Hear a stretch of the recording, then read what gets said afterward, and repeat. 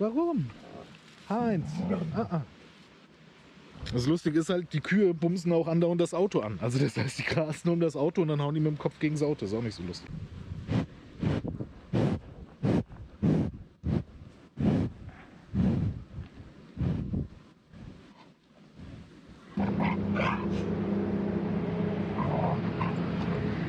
Ja, Herr Wietzki!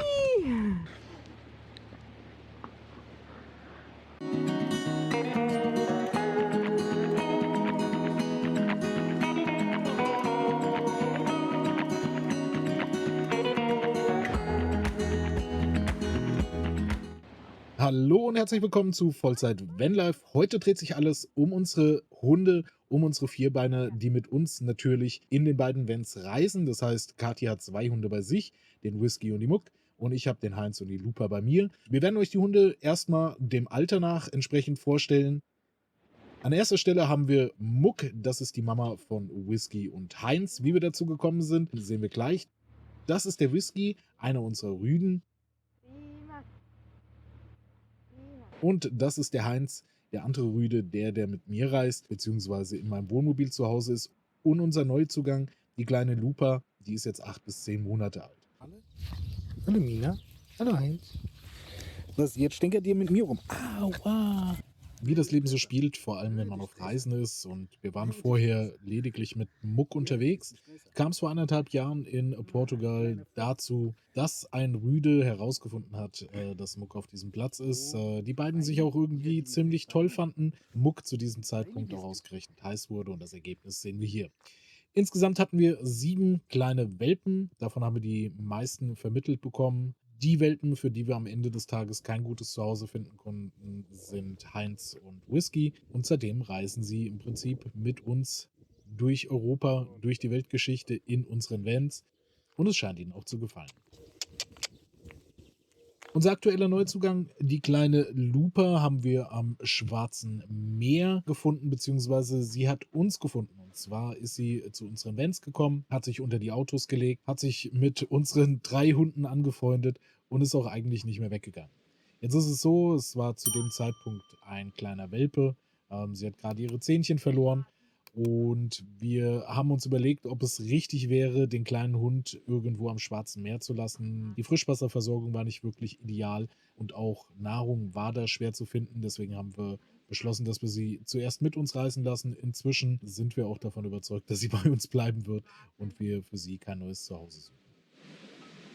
Wie man sieht, sie hat sich wunderbar in das Rudel integriert. Sie hat ihren Platz und auch ihre Position gefunden. Jeder unserer Hunde hat einen unterschiedlichen Charakter, wie man eben schon festgestellt hat. Und selbst beim Futter gibt es da keine Probleme. Whisky ist immer als erstes fertig mit dem Essen. Und dann beginnt im Prinzip, obwohl eigentlich das Futtern auch so im Kreis funktioniert, so die Suche nach links und rechts. Whisky hält sich da relativ gut zurück.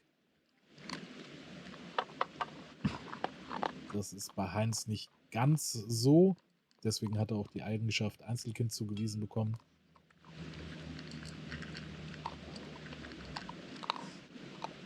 Jetzt probiert er ein taktisches Ablenkungsmanöver.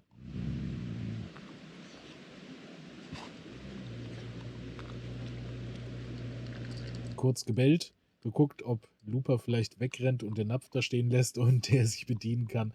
Hat aber irgendwie nicht funktioniert. Muck ist auch fertig. Muck braucht eigentlich am längsten zum Essen. Das heißt, eigentlich ist sie diejenige, die immer von allen dann belagert wird und wo jeder versucht, noch ein bisschen was wegzusneaken. Vermutlich genau aus dem Grund weiß ich Muck auch selber sehr gut bemerkbar zu machen und durchzusetzen. Tatsächlich finde ich es nicht ganz so gut, weil sobald irgendwo Futter in der Nähe ist oder so, signalisiert sie sehr, sehr ausdrucksstark, dass sie ja das beansprucht und dass man sie in Ruhe lassen soll. Wir haben es auf verschiedene Arten und Weisen probiert, irgendwie als Verhaltensweise wegzubekommen. Es ist nicht möglich, zumindest mit der Art und Weise, wie wir es probieren. Von daher denke ich, es verhält sich wie bei jedem Menschen. Jeder hat so seine Eigenarten. Es ist nicht gefährlich, was sie tut. Es sieht nur gefährlich aus und es ist okay. Ansonsten, wie gesagt, hat sich Lupa großartig integriert. Sie weiß, dass sie ein bisschen Abstand halten muss, wenn es ums Futter geht, dass sie niemanden irgendwie in die Schüssel springt oder so. Das hat sie ziemlich schnell gelernt. Und wie man auch hier sieht, sobald da Kontrolle drin ist, alles super gut. Was vielleicht auch noch wichtig zu erwähnen ist, wie wir das mit dem Futter machen. Also wir machen das tatsächlich so, wir kaufen nicht immer eine bestimmte Sorte, weil das einfach etwas schwierig ist bei uns, je nachdem, wo wir gerade sind und vor allem auch, welches Geschäft wir ansteuern. Also somit kaufen wir eigentlich immer Futter so, wie es gerade da ist, und unsere Hunde vertragen das auch. Aber man hat hier tatsächlich die Möglichkeit, auch sozusagen in den Pet-Shops, also für Hunde und Katzen Spezialfutter einzukaufen, oder auch beim Tierarzt. Das haben wir jetzt auch schon gesehen. Also wir haben wirklich das Glück, dass wir einen großen Sack kaufen können, und die Hunde essen eigentlich immer das, was gerade da ist. Also da haben wir auf jeden Fall einen Vorteil, was Hundefutter angeht. Und was natürlich auch super cool ist, hier in Rumänien, aber auch in Bulgarien, man kann die Wurmtabletten, aber auch Zeckenzeug gegen Flöhe, also gegen das ganze Ungeziefer, was die Hunde haben können, kann man das auch in den Pet-Shops kaufen. Also das ist ganz gut. Man muss nicht immer zum Tierarzt fahren, um sich quasi gewisse Medikamente zu holen. Wir hatten jetzt schon mit der Wurmkur, die kann man auch in diesem Pet-Shop holen. Ich denke, klar ist, dass sich für die Hunde, solange es das Wetter zulässt, sehr viel außerhalb vom Wohnmobil abspielt. Also Kühe sind immer ein Thema. Das heißt, bei Heinz und auch bei Whisky sind so die Gene, Kühe zu scheuchen, durch den Vater wahrscheinlich verankert. Das war ein portugiesischer Kuhhirtehund. Die Rasse weiß ich tatsächlich nicht mal genau. Ich habe nur irgendwann gesehen, dass er tatsächlich für die Kuhherden zuständig ist. Und ansonsten ist natürlich das Freilaufen bei uns, ja, wir lassen die Hunde die meiste Zeit irgendwie von der Leine, sobald es möglich ist. Wir suchen uns auch entsprechend die Plätze aus, wo diese Möglichkeit besteht. Idealerweise immer mit irgendeinem Gewässer dabei und einer großen Wiesenfläche. Möglichst keine Hauptstraße in der Nähe, wobei wir das diesmal getestet haben und es funktioniert unglaublich gut, dass die Hunde weitestgehend von der Hauptstraße wegbleiben. Und ansonsten sind halt gewisse Gegebenheiten notwendig. Ganz klar, mit 4 Hunden kann man vielleicht nicht das machen, als wenn man einen Hund hat oder vielleicht gar keinen Hund hat. Sprich, Städtetrips zu Höchsttemperaturen, wo die Hunde im Wohnmobil bleiben müssen oder ähnliches, sind bei uns ganz klar nicht möglich. Dafür liegt der Schwerpunkt auf den Hunden.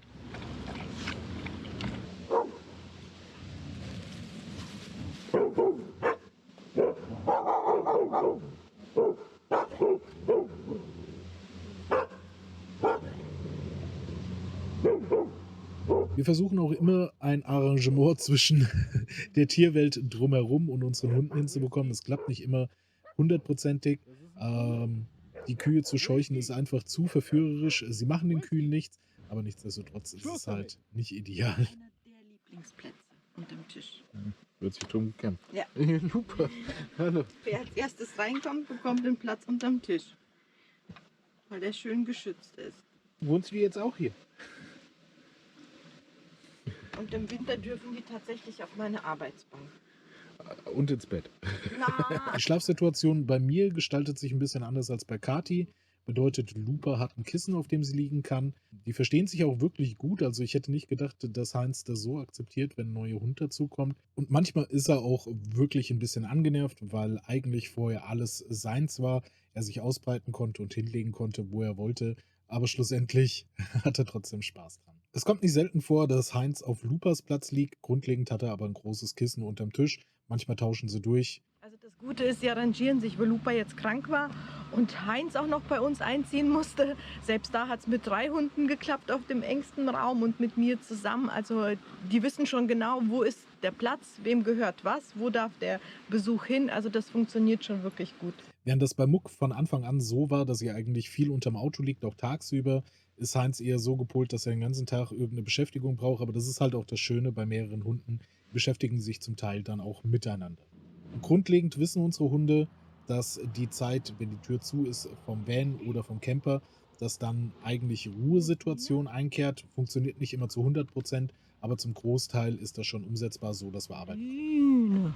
Dann vielleicht was allgemein zu Krankheiten, wenn man vor allem mehrere Hunde mit sich auf Reisen hat. Wir hatten jetzt vor 1,5 Wochen einen Ja. Positivtest bei Lupa auf den Parvovirus. Eine wirklich unangenehme Geschichte, zumal der Hund das wahrscheinlich ohne Pflege nicht geschafft hätte. Wir mussten sie künstlich oder beziehungsweise mit einer Spritze ernähren und auch Flüssigkeit zuführen und das sehr, sehr regelmäßig. Das waren schlaflose Nächte. Plus, dass wir die anderen Hunde im Prinzip von ihr isolieren mussten. Sie ist dann bei mir im Van geblieben. Die anderen 3 Hunde waren bei Kathi im Van und so haben wir sie wieder aufpäppeln können. Aber es war wirklich eine sehr, sehr belastende Ich Zeit. zeige euch mal unsere kleine Notfallapotheke für die Hunde.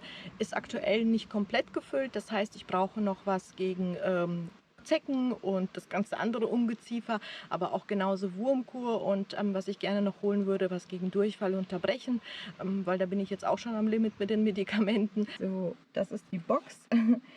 Da sind einige Sachen drin.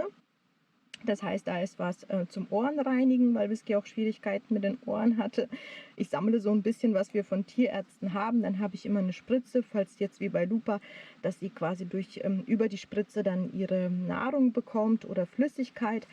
Ich habe hier was gegen Durchfall unterbrechen. Das haben wir jetzt ganz neu bekommen. Das sind so Vitaminpräparate. Das ist auch noch hier. Dann haben wir Schmerztabletten. Das ist noch von einer OP, wo Muck sterilisiert wurde. Die sind auch noch gültig. Und dann haben wir noch hier MCP. Das ist auch gegen Erbrechen und Durchfall.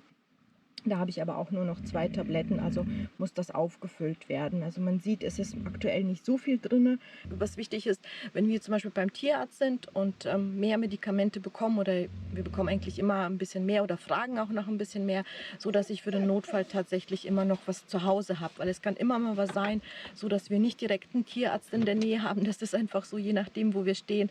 Und so habe ich quasi eine kleine Notfallapotheke zu Hause. Ich bin jetzt nicht so, dass ich wahllos denen irgendwelche Medikamente gebe oder sie irgendwie ständig irgendwie was bekommen. Es ist tatsächlich so schon mal der Fall eingetreten, dass wir einem Straßenhund geholfen haben und unsere Nachbarn haben dann die kleine Lotti aufgenommen und die bräuchte Schmerzmittel, also ganz dringend, weil uns kein Tierarzt aufgenommen hat und sie hatte Schmerzen, das hat man ihr auch angesehen und dann hatte ich halt eben das aus unserer Notfallapotheke geholt und ja, hat ihr über die ersten 2 Tage gut geholfen, wo wir dann auch zum Tierarzt fahren konnten und ich habe auch vorher angerufen und habe gefragt, ob ich das geben kann und dann war sozusagen alles in Ordnung. Also ich stimme mich da schon mit dem Tierarzt ab, wenn wir die Möglichkeit haben. Und sonst ist einfach die Erfahrung. Ich finde, bei 4 Hunden ist einfach so, ja, man weiß ungefähr, wie es aussieht, wie es den Hunden geht, was die Hunde brauchen. Im schlimmsten Fall natürlich immer der Tierarzt oder wenn man sich unsicher ist. Aber so bestimmte Sachen, vor allem, was ist, wenn jetzt ein Wespenstich wirklich so, dass ein allergischer Schock ausgelöst wird, hatten wir bis jetzt Gott sei Dank noch nicht. Aber da müssen wir mal auch mal schauen, dass wir einfach mal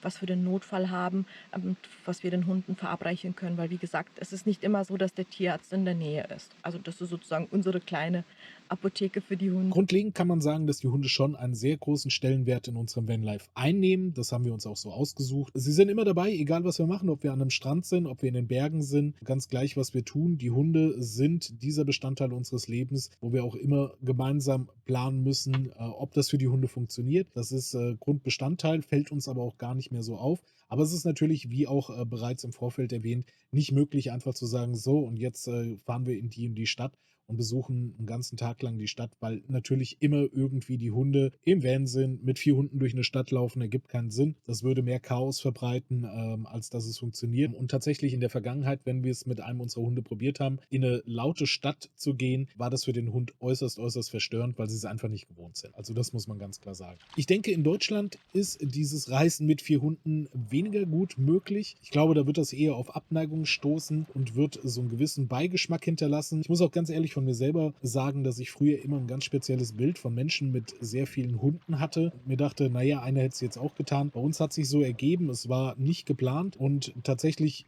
wäre ich auch nie auf die Idee gekommen zu sagen, so und jetzt holen wir uns zu Muck noch einen Hund dazu. Aber die Zeit hat es halt einfach so gebracht und bei Lupa war es mehr eine Rettungsaktion, die sich dann schlussendlich als positiver Nebeneffekt herausgestellt hat. In diesem Sinne, das war einfach mal eine kurze Vorstellung, wie das bei uns so abläuft mit 4 Hunden, wie da die Aufteilung ist, wie man das so irgendwie organisiert bekommt. Ich glaube, in einem Van würde ich auch nicht zu 4 Hunden tendieren, weil einfach der Platz das nicht hergibt. Dadurch, dass wir 2 Vans haben, jeder 2 Hunde, ist das okay möglich. Ich würde trotzdem nicht dazu raten, wenn man nur einen Van hat. Dann hoffe ich an dieser Stelle, dass dir unser kleiner Einblick gefallen hat und würde mich freuen, wenn du einen Daumen nach oben da lässt. den Kanal abonnierst, wenn du in der Zukunft keins unserer Videos verpassen willst.